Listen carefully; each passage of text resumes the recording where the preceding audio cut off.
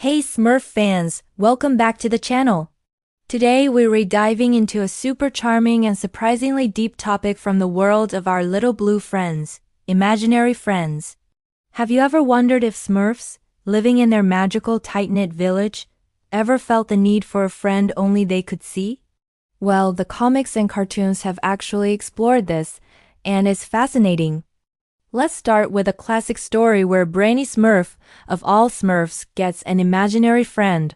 You'd think Brainy, being so logical and well-brainy, would be the last Smurf to invent a make-believe companion, but that's what makes it so brilliant. In the story, Brainy feels misunderstood and a bit lonely. None of the other Smurfs seem to appreciate his wisdom or listen to his constant advice. So, he creates a friend who hangs on his every word, agrees with everything he says, and thinks he's the smartest Smurf ever. This imaginary friend becomes Brainy's ultimate sidekick. He talks to him, consults him on his brilliant ideas, and finally feels validated. The other Smurfs, of course, are completely bewildered. They see Brainy talking to himself, laughing at jokes no one else hears, and gesturing to empty air. At first, they're just confused, but then they start to get a little worried. Is Brainy Smurf losing his marbles? They try to talk to him, but Brainy insists his friend is real and gets defensive. This is where Papa Smurf steps in, with his usual calm and understanding. He doesn't immediately dismiss Brainy's friend. Instead, he observes and realizes that this imaginary companion is filling a need for Brainy. It's a coping mechanism for his feelings of isolation. Papa Smurf understands that simply telling Brainy his friend isn't real would only make him feel more alone. So, he comes up with a clever, gentle plan. He knows that imaginary friends often appear when someone needs them and disappear when they no longer need it. Papa Smurf encouraged the other Smurfs to make a real effort to listen to Brainy.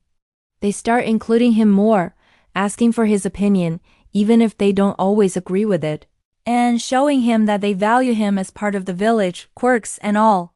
Slowly but surely, as Brainy starts to feel more connected and appreciated by his real friends, he relies less and less on his imaginary one. He starts spending more time with the other Smurfs, joining in their games and activities. One day, Brainy realizes he hasn't talked to his imaginary friend in a while. He looks around, calls his name, but there's no answer.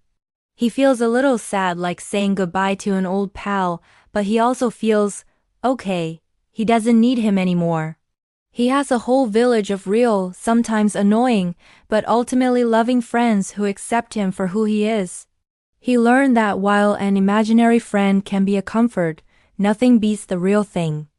This storyline is so powerful because it teaches a valuable lesson about empathy and loneliness, not just for kids but for everyone.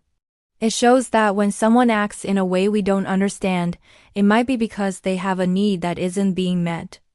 Instead of judging or making fun of them, like the Smurfs initially did with Brainy, the kinder and more effective approach is to offer support and understanding. It is a beautiful reminder of the importance of community and making sure everyone feels seen and heard. So, what do you think? Have you ever had an imaginary friend? Let me know your stories in the comments below. I'd love to read them. Thanks for watching, and don't forget to like and subscribe for more Smurfy deep dives. See you next time.